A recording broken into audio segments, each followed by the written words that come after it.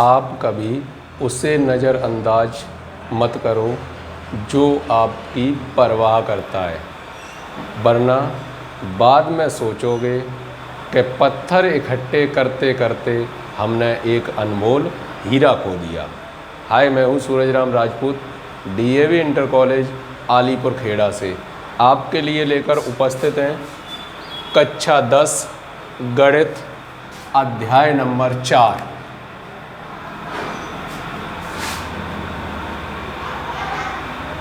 द्विघात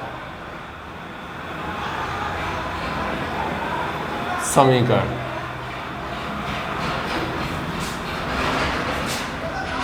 ax भाग 2 plus bx plus c बराबर 0, जहाँ a is not equal to 0। a का मान शून्य नहीं होना चाहिए। x क्या है, यहाँ x एक चर राशि है तथा a b c वास्तविक संख्याएं हैं जहाँ a का मान शून्य नहीं है। अब इस प्रकार अगर समीकरण कोई लिखा होता है, इसमें घात देखेंगे तो सबसे बड़ी घात कितनी है, 2। जब सबसे बड़ी घात 2 है तो ये क्या है, दो घाती समीकरण है। किस रूप में लिखा है, ये मानक रूप में लिखा है, स्टैंडर्ड फॉर्म। सबसे बड़ी घात 2, फिर उससे छोटी घात 1, फिर बिना घात वाला।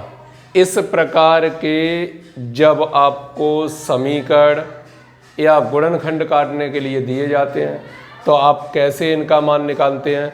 कोई एक लिखते हैं समीकरण, x² plus 5x plus 6 equal to 0। अगर लिखा है इसे हल कीजिए, समीकरण इतने को हल कीजिए, तो चूंकि दो घाती समीकरण है तो निश्चित रूप से इसके दो ही हल होंगे, मतलब दो इसके मान होंगे, दो मान होंगे, x के दो मान आएंगे। अब इनके मान किस तरीके से निकालते हैं, एक वीडियो हम पहले भी अपडेट कर चुके हैं इस तरीके की कि किस तरीके से इनके मान निकाले जाते हैं और मान निकालने के लिए क्या क्या उसके नियम होते हैं। तो नियमों में बताया था कि किस तरीके से, यहाँ पदों की संख्या कितनी है, 3। अब पदों की संख्या या तो 4 होनी चाहिए या फिर 2 होनी चाहिए। 2 बन नहीं पाएंगे तो इन्हें 4 बनाएंगे। 4 बनाने के लिए क्या है, पहले और अंतिम गुणांकों का गुणा करते हैं।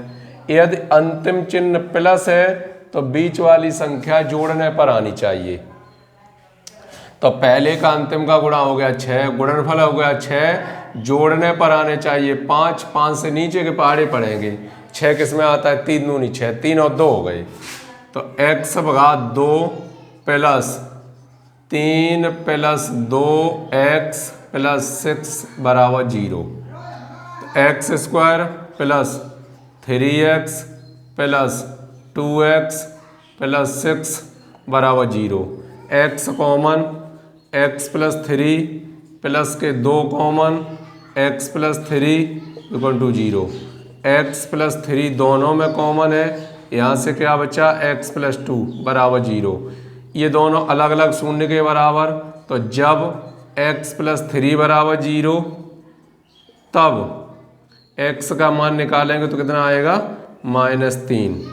यहाँ से जब x प्लस 2 बराबर 0, x बराबर क्या आएगा, -2। तो x के दो मान आ गए, -3 -2 आंसर। इस तरीके से इनके फैक्टर काटते हैं। हालांकि जब फैक्टर काटते हैं तो फैक्टर काटने के लिए उसके रूल क्या है, आप रूल भी नोट कर सकते हैं। रूल क्या है, नंबर 1 मैं ऐसे ही लिख देता हूँ, नोट। नंबर 1, सबसे पहले समीकरण को मानक रूप में लिखते हैं। सबसे पहले समीकरण को मानक रूप में लिखते हैं। चलो यहाँ तो हम ओरल बता दे रहे हैं क्योंकि वीडियो में इस तरीके के पॉइंट लिखते टाइम काफ़ी टाइम लगता है, एक एक पॉइंट करके लिखना पड़ेगा। नेक्स्ट वीडियो जब लेकर उपस्थित होंगे तो ये पॉइंट हम पहले ही नोट कर लेंगे, नोट करने के बाद वीडियो डालेंगे जिससे आपको उसमें आसानी हो जाए। कि ये वीडियो जब बड़ी हो जाती है फिर जीबी में चली जाती है, फिर उसे अपलोड करने में बहुत ज़्यादा प्रॉब्लम होती है। फिलहाल सुन लीजिए क्या क्या नियम होते हैं। सबसे पहले समीकरण को मानक रूप में लिखते हैं। मानक रूप मतलब बड़ी घात वाला, फिर उससे छोटी घात वाला, फिर बिना घात वाला बराबर 0। यदि मानक रूप में नहीं है तो मानक रूप में लिखते हैं, अगर है पहले से तो कोई आवश्यकता ही नहीं है उसकी, मानक रूप में लिखा ही है। मानक रूप में लिखने के बाद पहले और अंतिम गुणांकों का गुणा करते हैं, और पहले और अंतिम गुणांकों का गुणा करने के बाद ये डिपेंड करता है अंतिम चिन्ह पर। यदि अंतिम चिन्ह धन है तो जोड़ने पर, और अंतिम चिन्ह ऋण है तो घटाने पर बीच वाला गुणांक प्राप्त होना चाहिए। अब जोड़ने पर समान चिन्ह तथा घटाने पर विपरीत चिन्ह आते हैं। अगर लास्ट वाला चिन्ह धन है तो ये दोनों चिन्ह या तो धन के होंगे या दोनों चिन्ह ऋण के होंगे, और अगर अंतिम चिन्ह ऋण का है तो ये एक इनमें धन का होगा, एक ऋण का होगा, जिसका भी बचेगा। इस तरीके से जोड़ने पर समान चिन्ह तथा घटाने पर विपरीत चिन्ह आते हैं। अब और भी गुणनखंड काट के देखें आप। x² प्लस 5x माइनस 6 बराबर 0। इसमें अक्सर कर गलती करते रहते हैं आप। पहाड़े पढ़ेंगे तो पहले का अंतिम का गुणा 6। अब अगर इस चिन्ह की आपको जानकारी नहीं है तो निश्चित रूप से फैक्टर आपके गलत हो जाएंगे और आपको उस चीज़ का अनुभव भी नहीं होगा। तो इसी चीज़ का अनुभव लेना है। तो इसके लिए कहा गया है कि दुनिया में सबसे बड़ा गुरु ठोकर है। जितनी ठोकरें लगेंगी उतना ही आप ज़्यादा से ज़्यादा सीखेंगे। क्यों? कहीं अगर एक बार ये गलत हो गया फिर आपके समझ में आ गया, मतलब ठोकर लग गई आपको, एक गलत हो गया, फिर दोबारा गलत होने के चांस नहीं होंगे। अब अंतिम चिन्ह क्या है? ऋण का। अगर 3 दूनी 6 पढ़ लिए, 3 दूनी 6 पढ़ने के बाद क्या होगा? जोड़ने पर 5 तो हो गए, 6 भी हो गए, लेकिन गलत हो गया कहीं ना कहीं। तो देखते हैं गलती कहाँ पर होती है, उस गलती को पहले दोहराते हैं, उसके बाद फिर सही करेंगे। तो x² प्लस 3 दूनी 6, 3 और 2 माइनस के 6 बराबर 0। x² plus 3x plus 2x minus के 6 बराबर 0।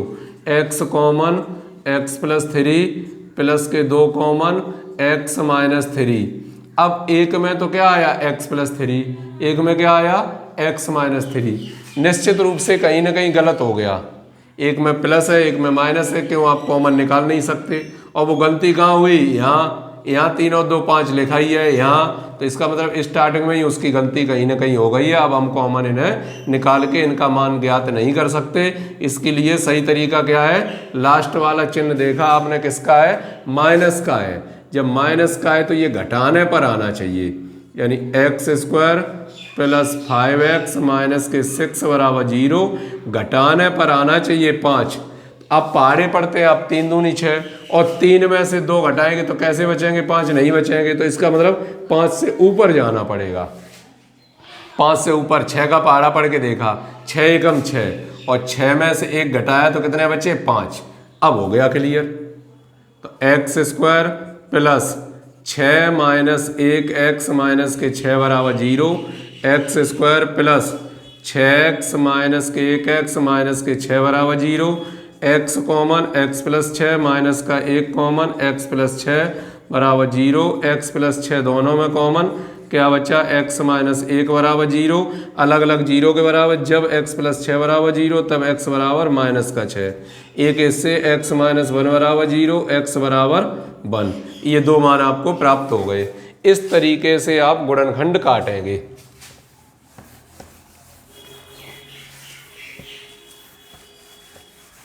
तो यदि ये गुणनखंड वाला रूप आपके समझ में आता है तो ठीक है, अन्यथा इन्हें हल करने के आपको 2-4 तरीके हम और बताएंगे।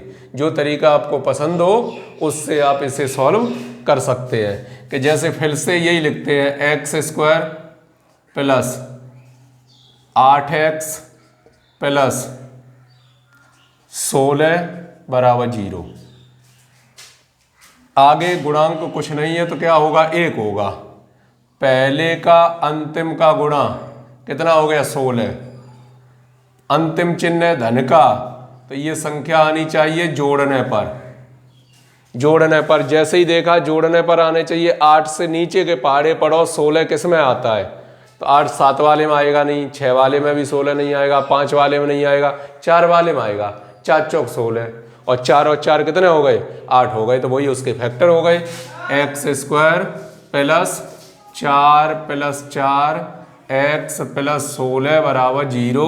x² प्लस के 4x प्लस के 4x प्लस के 16 बराबर 0। x common, x plus 4 plus के 4 common, x plus 4 x plus 4 दोनों में कॉमन है, तो क्या बचा, x प्लस 4 ही बचा बराबर 0। अलग अलग कर दिए, x प्लस 4 बराबर 0, तो x बराबर -4। दूसरा भी इससे x प्लस 4 बराबर 0, x बराबर -4। दोनों आंसर आ गए इसके, x बराबर -4। दूसरा तरीका इसका क्या है, x² प्लस के 8x प्लस के 16 बराबर 0। x² का गुणांक निश्चित रूप से 1 होना चाहिए। अगर नहीं है तो पहले बनाते हैं। अगर जैसे यहाँ पर 4 लिखा होता तो सबसे पहले पूरे समीकरण में 4 से दे देते भाग। अब पहले से बना हुआ रखा है तो बीच वाला गुणांक कितना है, 8। तो दूसरा तरीका ये है, x² बीच वाले गुणांक का आधा करते हैं। इसका आधा कितना होगा, 4, और उसका वर्ग कितना हो गया, 16। तो दूसरा नियम ये है कि बीच वाले गुणांक का आधा और उसका वर्ग, जितना बना उतने ही जोड़ दिए, उतने ही घटा दिए। जो लिखा है वो तो लिखा ही है पहले से।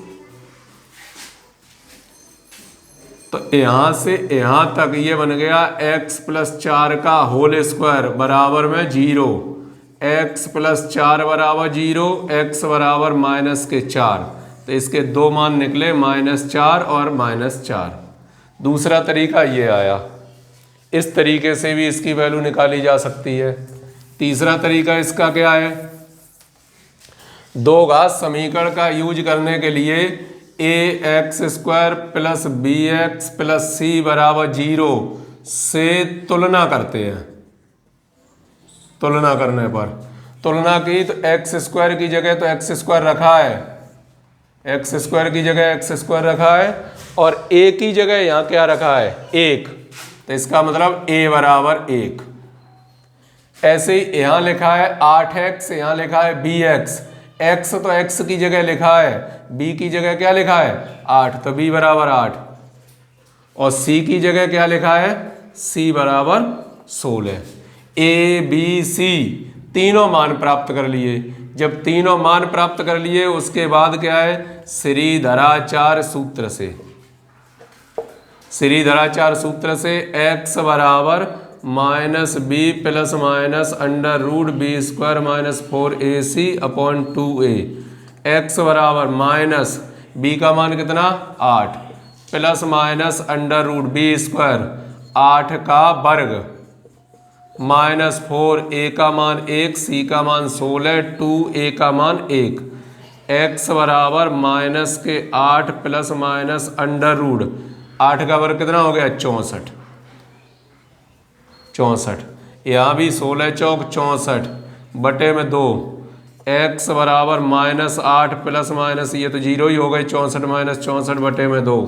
x बराबर कितना आया, -8 बटे 2, कै बार घट गया, 4 बार। तो x बराबर -4। इससे मिल गया इसका आंसर। तो एक तो तरीका आपने देखा गुणनखंड का, गुणनखंड से भी उसका मान निकाला जा सकता है। एक तरीका ये बीच वाले पद का आधा फिर उसका वर्ग जोड़ घटा के तब भी उसका मान निकाल सकते हैं। और तीसरा मेथड दो घात समीकरण से इसकी तुलना करके ए बी सी के मान प्राप्त कर लिए। जब मान प्राप्त हो गए तो आपको श्रीधराचार्य सूत्र याद होना चाहिए, इससे भी उसका मान निकाला जा सकता है। नेक्स्ट वीडियो में हम आपके लिए लेकर उपस्थित होंगे सबसे पहले दो घात समीकरणों के गुणनखंड करने के नियम, क्या क्या उनके नियम हैं, उनके अकॉर्डिंग आप किस तरीके से उनके गुणनखंड काट सकते हैं। तब तक के लिए यही कहना है कि करो कुछ ऐसा, दुनिया करना चाहे आपके जैसा। धन्यवाद।